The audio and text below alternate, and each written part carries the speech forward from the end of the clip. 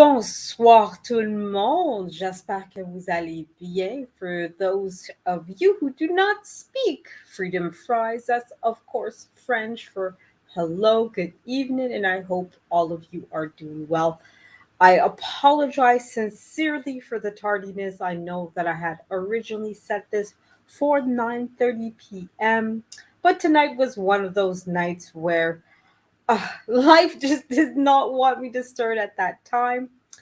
So, but I'm glad to see both Before the Billions and Laquita and or Corey from Blind Guy, his wife, their life for being here. Thank you guys for taking time out of your Thanksgiving weekend to spend a few minutes with me, whether it's actually participating or just simply having me in the background. Either way, I'm grateful for whatever kind of support that you guys are willing and able to give me.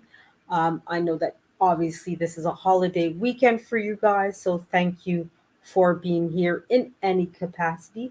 And for those of you who decide to watch in the replay, that's absolutely fine as well. I'm grateful for any support that you guys can show me, whether it's a simple like or sending me a few French fries through PayPal, I should say, not pen pal, PayPal, or like I said, with Blind Guy, his wife, their life, and Before the Billions being part of the chat. I know that you guys are taking time out of your day to spend time with me. So I'm grateful for that. So tonight, we're going to continue our series, Let's Talk, where we talk about, in this particular part of this series, where we talk about books. So, of course, we started, excuse me, this series where we talk about books. In this case, we're talking about the 48 Laws of Power. So, tonight we're going to continue with chapter 3, which is written by Robert Greene, an American author. And chapter 3 is entitled Conceal Your Intentions. How Machiavellian. So let's hope that we learn a little bit something. Hello, Mrs. B. Finesse. Thank you for being here and showing your support. I appreciate it wholly. ¿Cómo estás? I hope everything is todo bien. That's about as much Spanish as you're gonna get out of me. Hopefully, one day you're gonna start teaching us Spanish. Maybe we can, collab where I teach you French, you teach me Spanish. But who knows? It's up to you. I know that you're a busy woman. You have a husband and you have children. So I'm especially appreciative of you and of Blind Guy, his wife, who of course have other things to do like being a mother, and taking care of your husbands, etc. So thank you guys for being here, and again, in whatever capacity that you can. Hello, Wally. Thank you for being here. Buenos dias, mi amigo. And it's good to know, Before the Billions, that you're good with military time. So next time I'll put everything in military time. I'm never sure. I'm a confused Canadian when it comes to time. I'm never sure if it's okay to put the military time or how to display the quote unquote time so that way you guys understand things. But as I said, normally this would happen at 9:30 and not 10:30, but quite a few things happened to me tonight. Some good, some bad. So it is what it is. C'est la vie, as we say in French. It is life. So we have to move on and do what we do. All right. So thank you again, guys, for being here tonight. I won't go through the whole rigmarole. So tonight, I think, unless you guys really want to, I won't do the giveaway where you guys uh, compete for the 13th place pony. But again, if you guys really want to do it, I will. Hello, Lashes Journey. Thank you for being here. Give a thumbs up to Lashes Journey and go on her channel. Watch her watch her videos on repeat. Support her. She's new to the game, but will give you a lot of great info when it comes to, I believe, real estate and so forth. I watched quite a few of her videos. They're all very interesting. So even though real estate isn't my strength, I learned quite a lot from my quote unquote manager.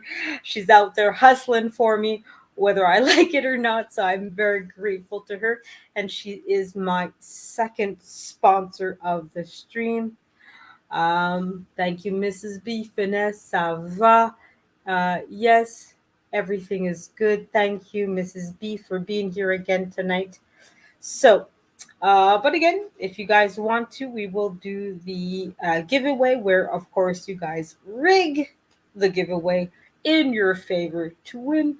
Obviously, bribes are welcome. Compliments, few dollars, maybe a shout out on your channel, whatever works to win. It's all good as far as I'm concerned. So, we'll get into it. I'll try not to make this live too long because again I realize that it is 10:30 at night on a Friday after Thanksgiving. So I don't want to exaggerate with this live. I know that you guys have other things to do. And don't worry, Lashes, I just started a few minutes ago, so you're not late. Quite the contrary, it's me that's late.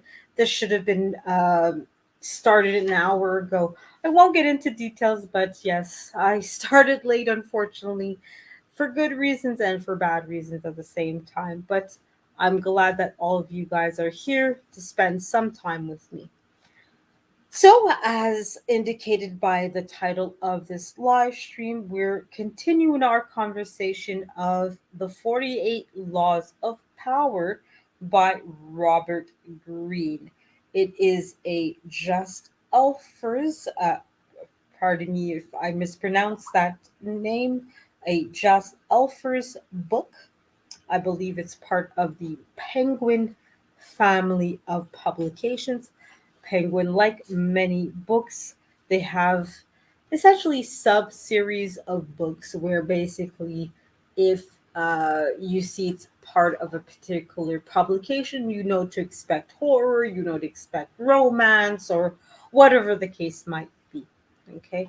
And or the fact that for a lot of companies, they buy out smaller companies. Hello, Karen Kareen. Thank you for being here in our conversation about the book 48 Laws of Power.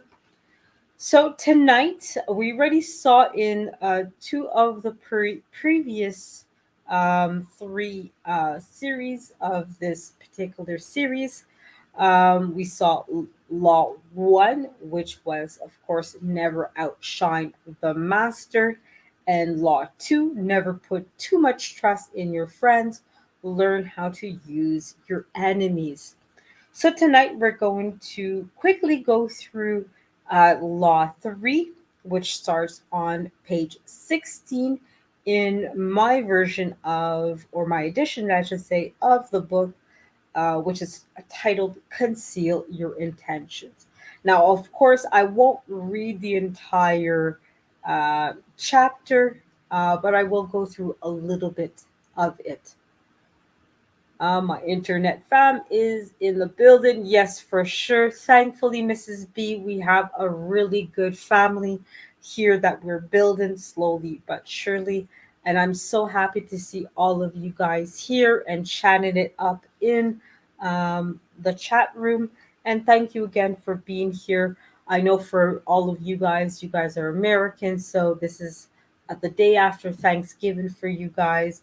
It's Friday night. I know that you guys are taking time out of your night to spend some time with me. And I don't think I can ever say thank you enough for that. I know you guys have other things that you could be doing, like sleeping, like eating leftover turkey. Um, Before the billions, or Kareen, Wally, Mrs. B, Lashes, and of course, Blind Guy, his wife, their life. If you guys have leftovers, my stomach needs exercise. So you guys are more than welcome to bribe me for the win on the giveaway by sending me some of the leftovers. I have no problems with that. But alas, it is what it is. I know sometimes food by mail may not necessarily be the best idea. But alas. All right, so without too much delay, we're going to start. This will be a relatively quick live, guys. I know I keep saying that. And of course, every time I say it's going to be quick, it ends up being an hour, 2 hours, 3 hours long. But again, it really all depends on your participation, guys. If you've had enough of me after 20 minutes, I have no problem stopping the live, or simply be talking to myself the entire night. Either way, I'm happy with that. I'm just happy to see you guys here, helping me and supporting me in being here by simply chatting it up. I'm absolutely fine and happy with seeing you guys here. All right. So, without any further delays, we will start. Now, chapter 3, like I said, is called Conceal Your Intentions.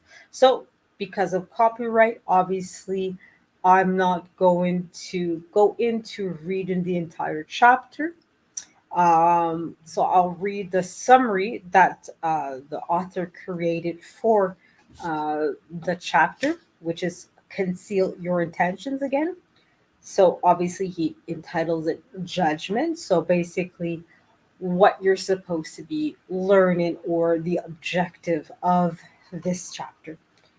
So the judgment reads as such: keep people off balance and in the dark by never revealing the purpose behind your actions. If they have no clue what you're up to, they cannot prepare a defense. Guide them far enough from the wrong path, down the wrong path, I should say, envelope them in enough smoke, and by the time they realize your intentions, it will be too late. My goodness.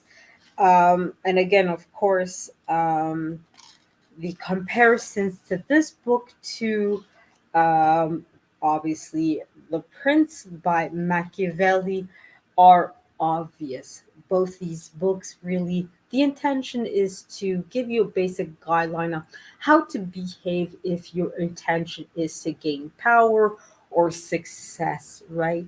So you have to keep that in mind when you're reading this book.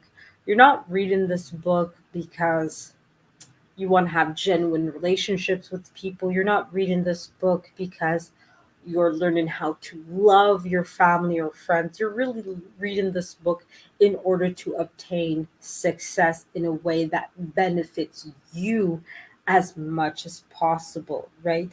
So sometimes you have to be, and the expression is absolutely appropriate here, you have to be Machiavellian, meaning that you have to display a certain amount of cunning, a certain amount of wit. And yes, that might mean disguising your intentions or lying or not really being a genuine, wholesome person, right? Now, this chapter is a little bit longer than the two previous ones. In my edition of the book, it goes from page 17 to page 30. So there's 13 pages. So the reason why this one's a little bit too longer than the other chapters that we read before, so the chapter 1 and 2, is because there's part 1 and part 2. So I won't read both, or won't be talking about, I should say, both parts. I will simply present to you guys tonight part 1, which is titled Use Decoded Objects of Desire and Red Herrings to Throw People Off the Scent. Part 2 is Use Smoke Screens to Disguise Your Actions. No worries, blind guy, his wife, their life. If all you're doing is listening, that's absolutely fine by me. I'm glad that you're here, because, you know, like I had discussed with last live that I did with Mike as well, who was on the panel, a lot of the things that are often difficult to obtain for new YouTubers is the watch time. That's what we often have to work with here, guys. There's basically four elements that for a new YouTuber you have to have in order to get that those magical numbers, right? The 1000K subscribers, the 4000 watch hours, but it's also having the two-step security and having no strikes in your guidelines. Now, the two last ones, those are pretty easy to get, right? The two-step verification that you do on your own time at any point. So if you haven't done that, lashes, blind guy, whoever is listening to this, please do take 2 minutes to do that. And of course, having zero strikes, that just basically is as simple as not having copyright strikes, not having claims against you. At the very least, the claims, it's not the end of the world, but try not to have too many claims on your videos, right? And as long as you're quote unquote behaving properly, the two big things that you have to work on is, of course, watch time and your subscriber numbers, right? So, again, if all you can do for me tonight is to watch the video and that's it, I'm more than happy for that. Honestly, I'm personally not very far off the um, watch time. I think the last time I checked, I was at 2,800 something. So all I need personally is a little over 1,200, let's say. So honestly, there's a couple of my playlists. If you guys are willing and able, you can put a couple of my playlists, and that's what Melissa Jane had, remarked was that, hey, you can put your playlist on loop. So if all you guys can do for me tonight is start up a couple of my playlists and put them on loop, if that's all you guys can do, I would appreciate that enormously because that will mean at the very least all I have to worry about is the number of subscribers that I have. And of course, that is the hardest thing is to create content that people will want to watch. So, of course, that's why I'm doing the live tonight, and hopefully, you guys will enjoy what I'm talking about. And that's why it's important for you guys to tell me, hey, look, keep it going. We want to hear you talk about books, or you know what? Never mind this stuff. We really rather you talk about books, or rather talk about this, or talk about that, whatever it is. The more you guys are honest about it, the easier and much more interesting, hopefully, my content will be for you guys. Good for you. Yeah, thank you, Mrs. B. Finesse. Yes, I'm hitting those goals, and it's very important to whatever goal that you have, regardless of whether, in your case, I know that you set your goals for the number of subscribers, whatever the case might be, it's always important for us as YouTubers to hit those goals. Bonsoir, Peter. J'espère que tout va bien avec toi. I hope all is well with you, Peter, and I'm glad to see you here as well tonight. And yes, for sure, we all have to help each other out. So I know Mrs. B Finesse, Before the Billions, Lashes. I have put a couple of your playlists from time to time on loop as well, so that way you guys will get that watch time going as well. Because again, the watch time and subscribers, those are the two things that are so difficult to get, but also so important if we want to ultimately get monetized, or at the very least, in my case, I would like to get the community tab. I love that function. It's something that I see both Before the Billions. I think I see Mrs. B Finesse. If I recall, there's a couple of things that you've done with the community tab that is really interesting. So yeah, so definitely by all means, guys, if you have friends and family that you think my content would be enjoyed by them, definitely suggest, definitely grab the phone like my manager would do, aka Lash's Journey, and say, no, no, you're subscribing to my friend here. You're going to enjoy her content, hopefully at least. So thank you, Mrs. B Finesse, for being there with me. Anyways, off to the races, as we said, with our content tonight. So I won't go through the two parts of the chapter. Like I said, I'm really going to just try to make this fairly quick since I know It's pretty late at night, and I don't want to abuse of your generosity for being here with me. I know most of us are in the Eastern Standard Time, and I see that's already almost 11 o'clock at night for us. So I don't want to push my luck, I should say, with your generosity. Okay. So, part one is use decoded objects of desire and red herrings to throw people off the scent. Okay.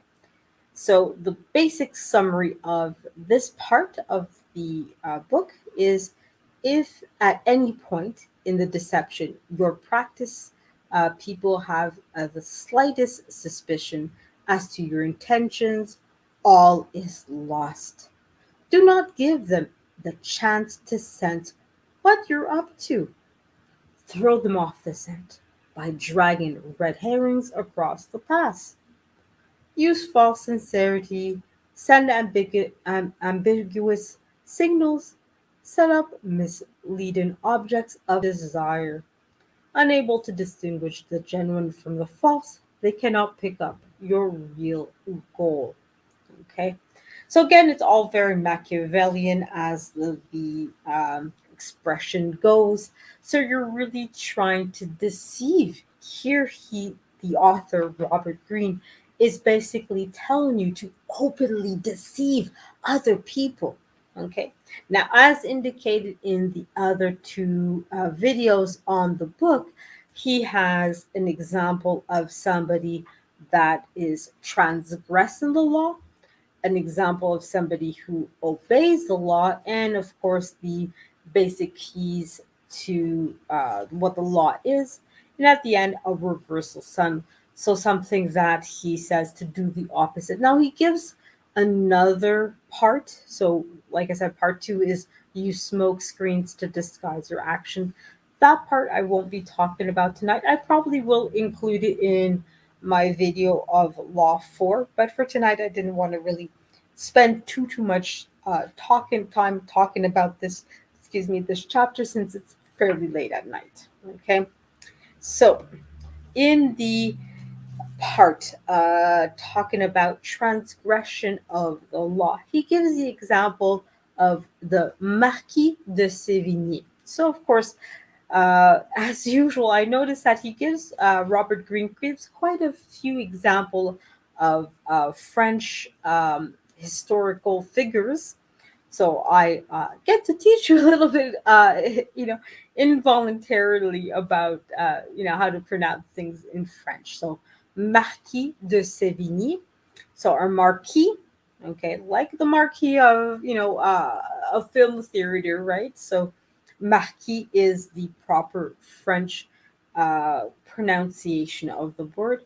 That's a marquis is a French nobility, right? So sort of like a duke or a count or something. So it's somebody that's part of the French royal family, essentially. So it's a title of power, essentially, in France. Now, of course, France abolished its royal family quite some time ago, and that expression of off with her head that you see with Alice in Wonderland, I should say, comes with that basic French history where, for quite some time, if you were part of the French upper crust, you had a very real chance that somebody would basically yell at you off with your head, essentially.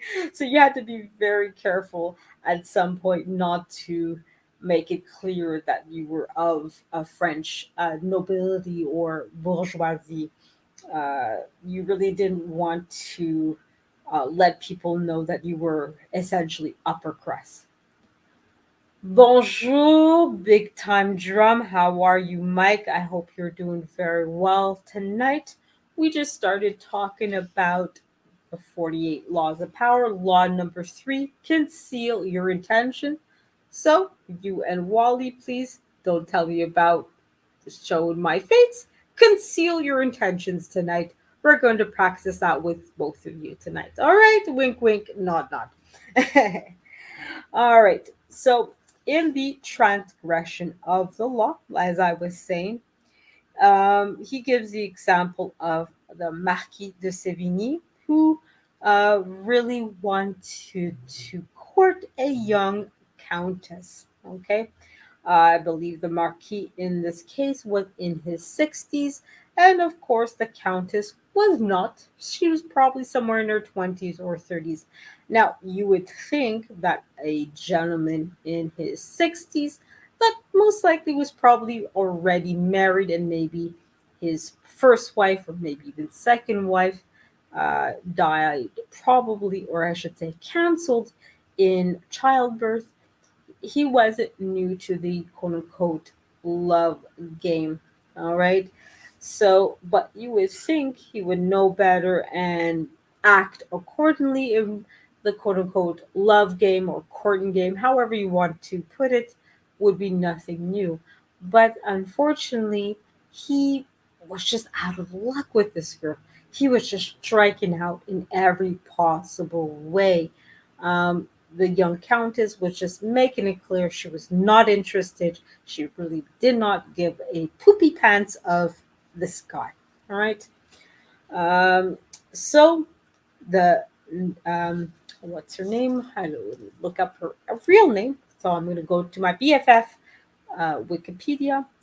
So Anne de L'Enclos, Anne or Annie, as might be pronounced in English, um, who was nicknamed by her father as Ninon or Ninon.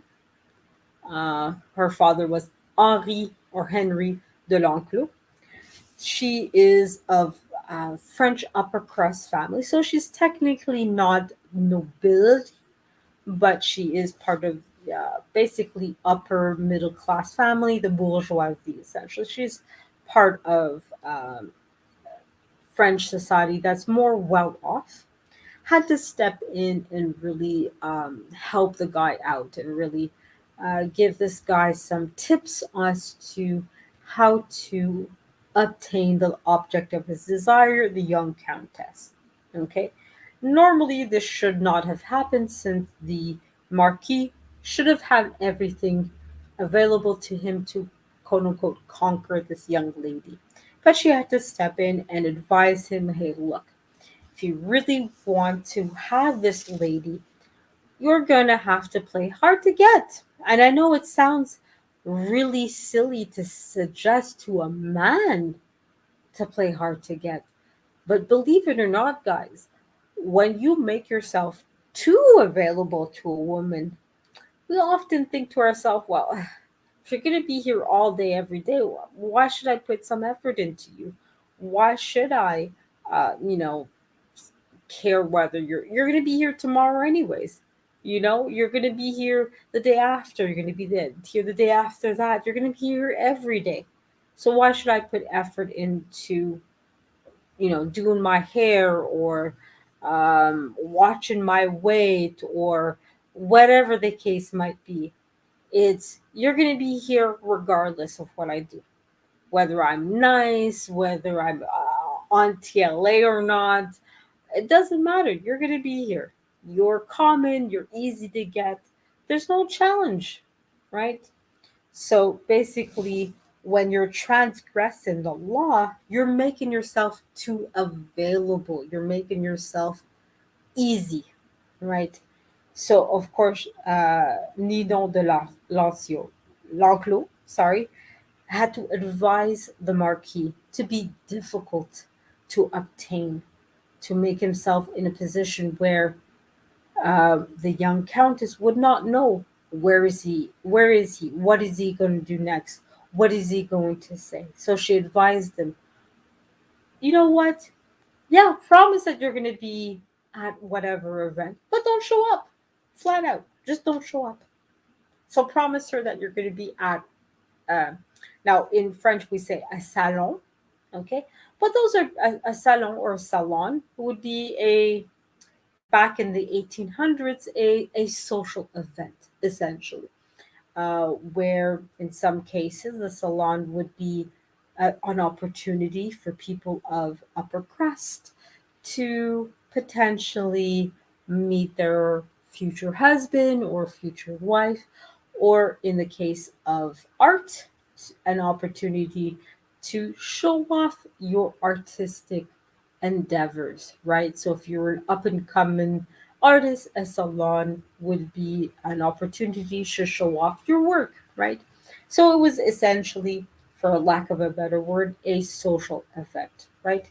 And it could be all kinds of different social events, right? But it was basically an opportunity for you to meet like-minded individuals, right?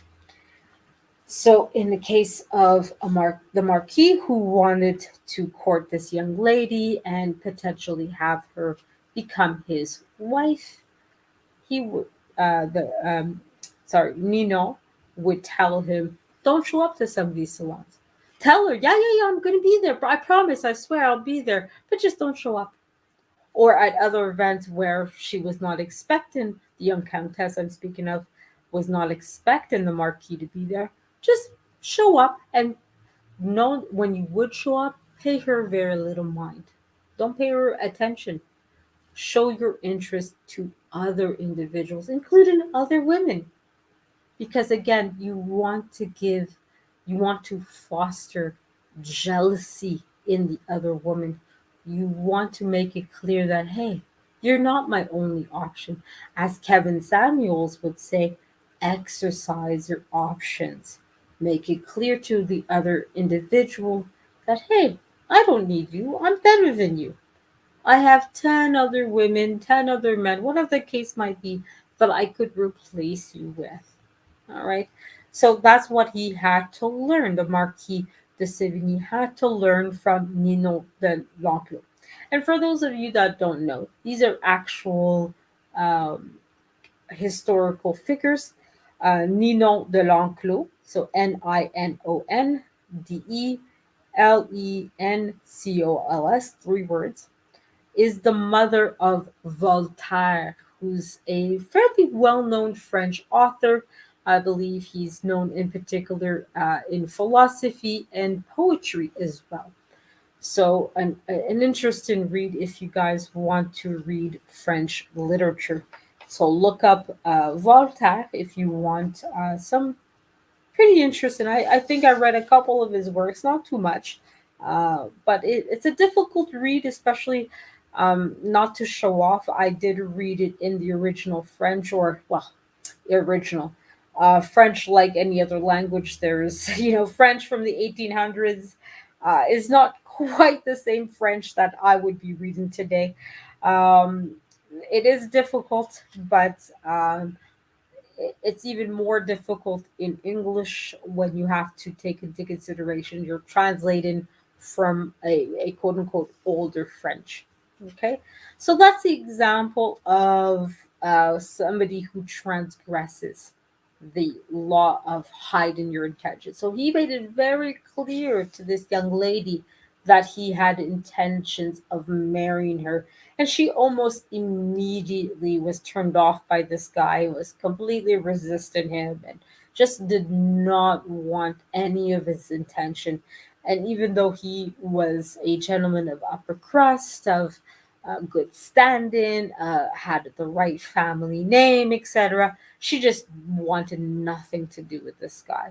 So Nino had to step in and say, hey, look, if you really want this girl, ironically, you have to show her no mind, show her no interest whatsoever.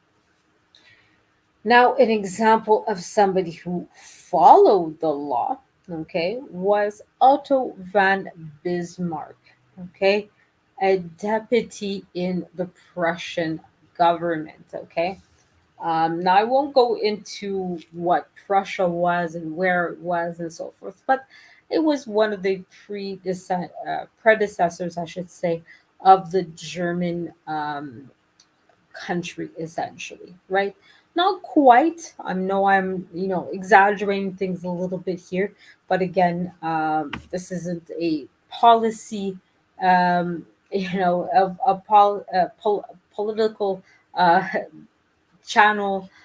So, for those of you that want to learn more about Prussia, There's plenty of videos. Wikipedia, again, is a great start for that.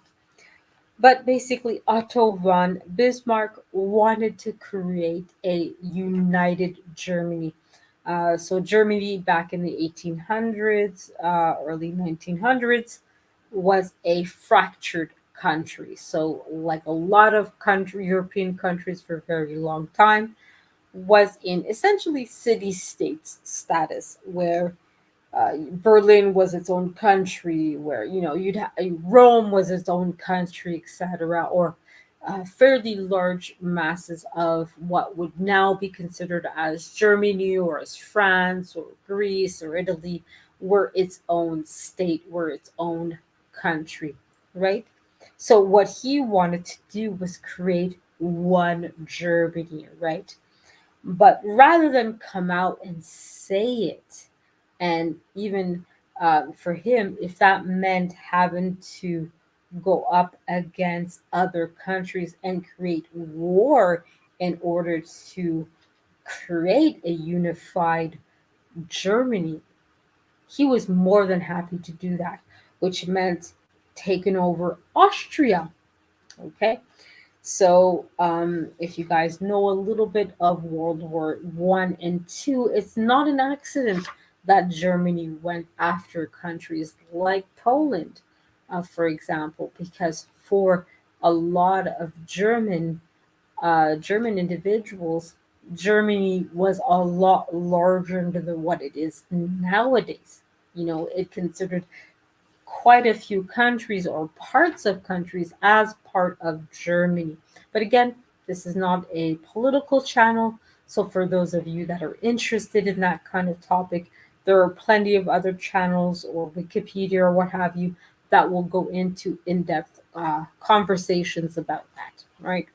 So, for him, rather than flat out state, I'm going to take over XYZ position in Germany in order for me to create a unified Germany, which may include going to war with other countries or other parts of Europe.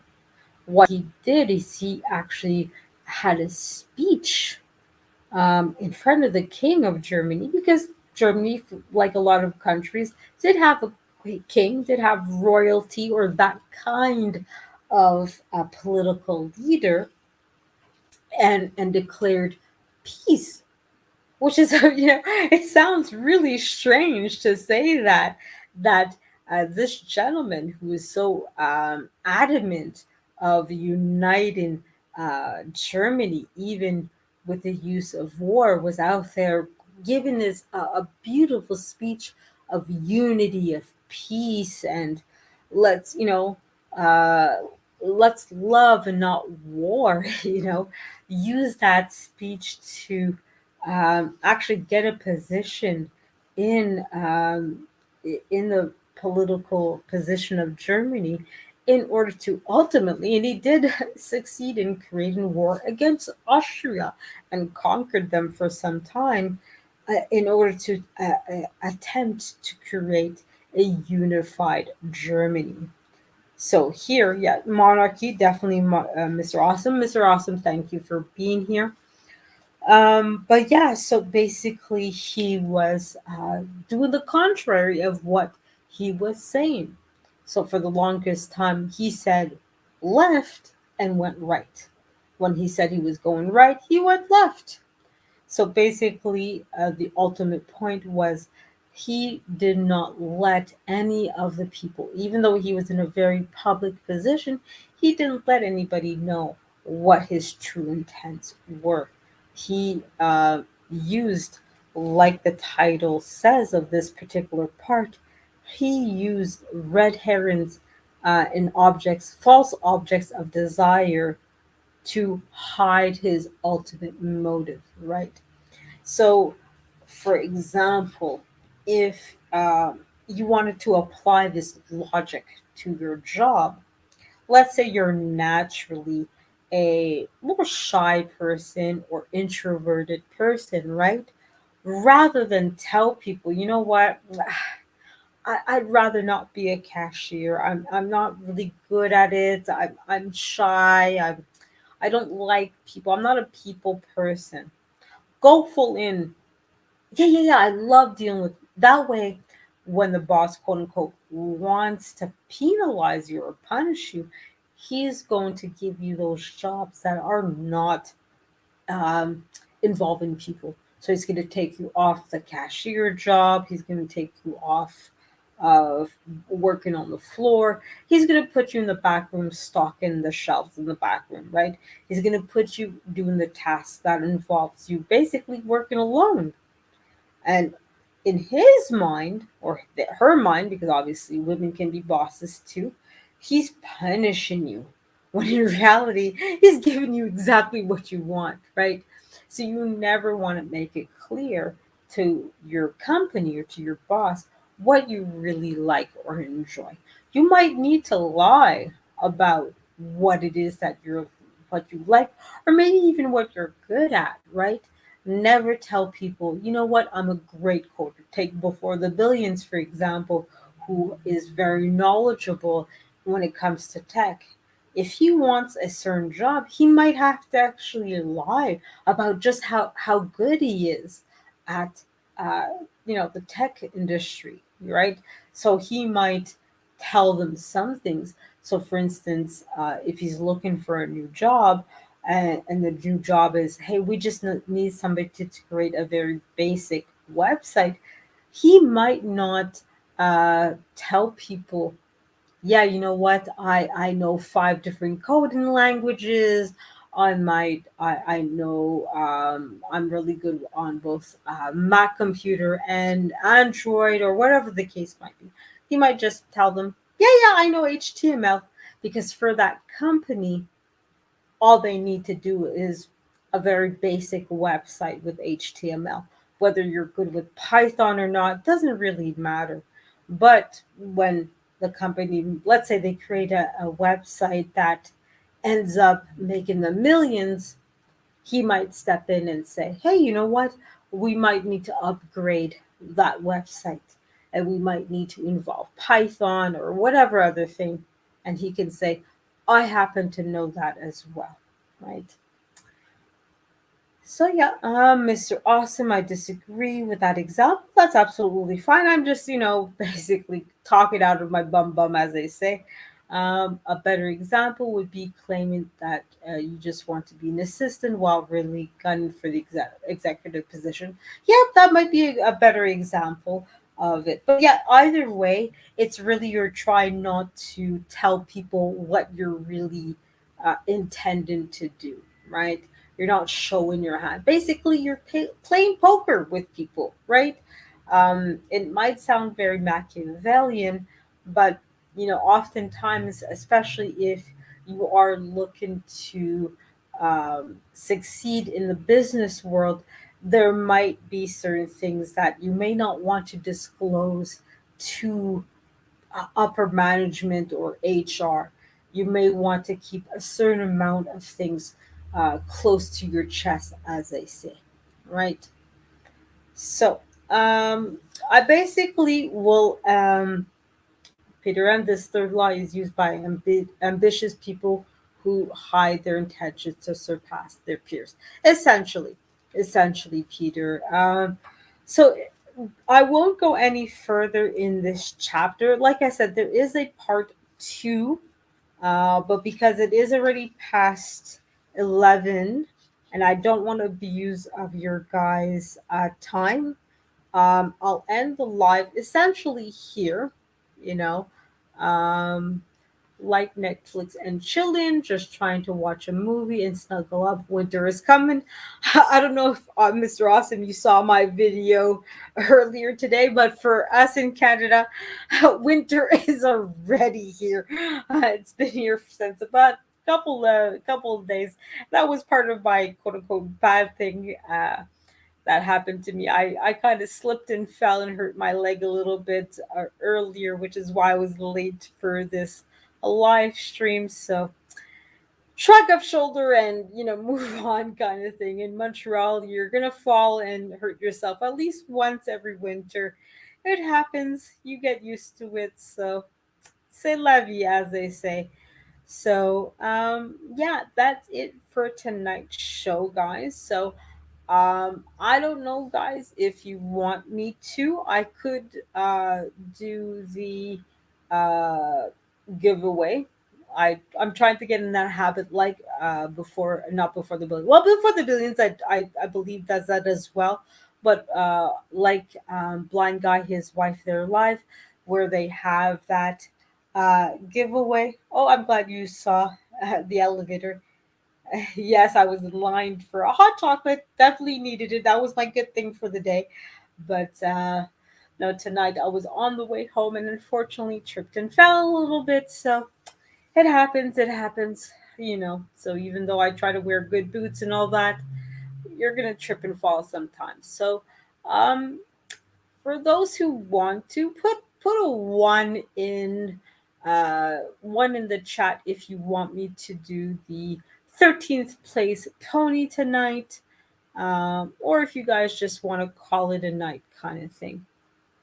Yes, you're very welcome. It was a funny comment. I also know it ties in as well to my upcoming series this weekend, which is basically me starting to read with you guys. Of course, the next book, which is going to, excuse me, Game of Thrones. Now, that's going to be a separate series from the one I'm doing right now, which is basically this series I'm doing now is me presenting the book that I've already read to you guys, and I assume that you guys read. While the new series this weekend is we're reading the book together. Well, what did you win, blind guy, his wife, their life? You are going to win. You're going to win the luxury of being my subscriber. How about that? I know. How fantastic, huh? I'm sure it's absolutely wonderful. A wonderful, wonderful prize. Yes, safety in the snow in Canada can be fairly it can be dangerous because the snow hides what's called black ice. And I believe if you're from the northern parts of the US, black ice happens in the US as well. So you do have to be mindful of where and how you walk because you can slip and hurt yourself if you're not careful. So, yeah, definitely have to be careful. Yeah, Love Count. I do have Lovecraft County. I will eventually read that at some point. All right, guys, since you guys don't seem too keen on doing the giveaway tonight, which is absolutely fine, guys. Don't worry about it. We can do it on my live stream tomorrow. Okay, because I do have a live stream that I am planning tomorrow about Cowboy Bebop. Because obviously, as you guys know, Saturday is when I do my movie and or TV show book review. So tomorrow I'm going to continue talking about Cowboy Bebop. I'll go into the last, I think the last 10 episodes of the TV show, and I will, I will try to talk about the um, live action movie or series that they did on Netflix. And of course, everybody, Mr. Austin, loves a competition when we win and not so much when we don't win. And of course, Wally, it is always rigged to win. That's the whole point of my giveaway, is of course that it is rigged. Yes, Peter, the next that book series that I want to do, it's not necessarily me presenting the book to you guys, although the first episode is, of course, me introducing the series and I will be talking. But after that, basically, it's nothing complicated. You will literally be watching me read the book. Okay. So I don't want you guys to get in your mind that I'll be reading the book to you guys. I believe, if I remember correctly, there is an audible version of the book, and I think you can technically find it on YouTube where somebody is reading the book out loud. But since I don't have the licensing for that, I won't be reading it out loud. I can technically read like a sentence or two, but I'm not allowed to read the entire book out loud to you guys.